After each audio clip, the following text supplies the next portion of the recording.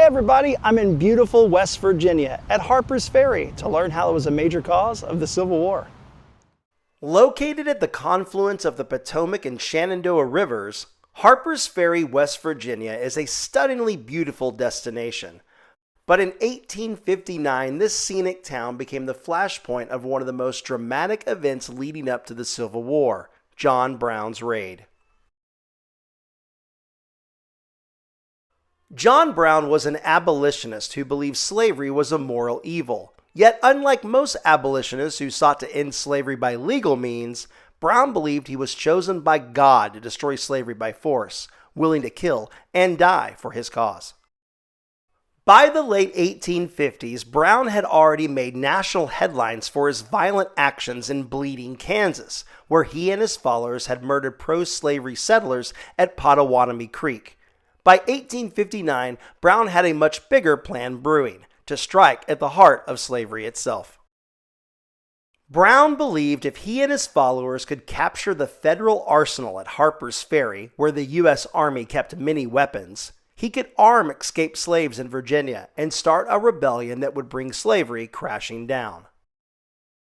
In October of 1859, Brown and just 21 men, including his sons, launched their bold attack. They crossed into Harpers Ferry under the cover of darkness and seized the armory. At first, everything seemed to be going according to plan, but there was one major problem. The uprising of escaped slaves Brown expected didn't happen.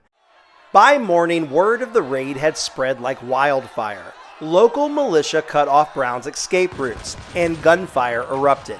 Brown and his men retreated into a small brick fire engine house, today known as John Brown's Fort. For 36 tense hours, Brown and his men held out. But on October 18th, U.S. Marines stormed the building under the command of Colonel Robert E. Lee. Yes, the same Robert E. Lee that would later lead Confederate forces in the Civil War. John Brown was wounded, captured, and taken prisoner. The raid was over, but its impact was enormous. 10 of Brown's men were killed, including 2 of his sons. Brown himself was tried for treason against the state of Virginia. He was convicted and hung on December 2, 1859. To the south, Brown was a terrorist, proof that Northern abolitionists wanted to destroy their way of life. Southern militias were organized to combat any further John Brown copycats. Yet to many in the North, Brown became a martyr for freedom and the abolitionist cause. Before his death, Brown wrote that the crimes of this guilty land will never be purged away but with blood. And he was right. Less than 2 years later, the Civil War began. Today, Harpers Ferry National Historical Park preserves this dramatic chapter in history. A series of park buses takes you to the historic town where you can visit the very building where Brown made his last stand, although it has been moved just slightly down a hill from where it once stood.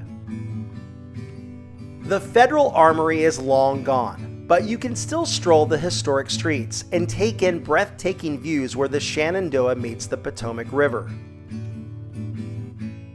It's a beautiful place, but it also forces you to reflect on how one man's violent act pushed a divided nation closer to civil war.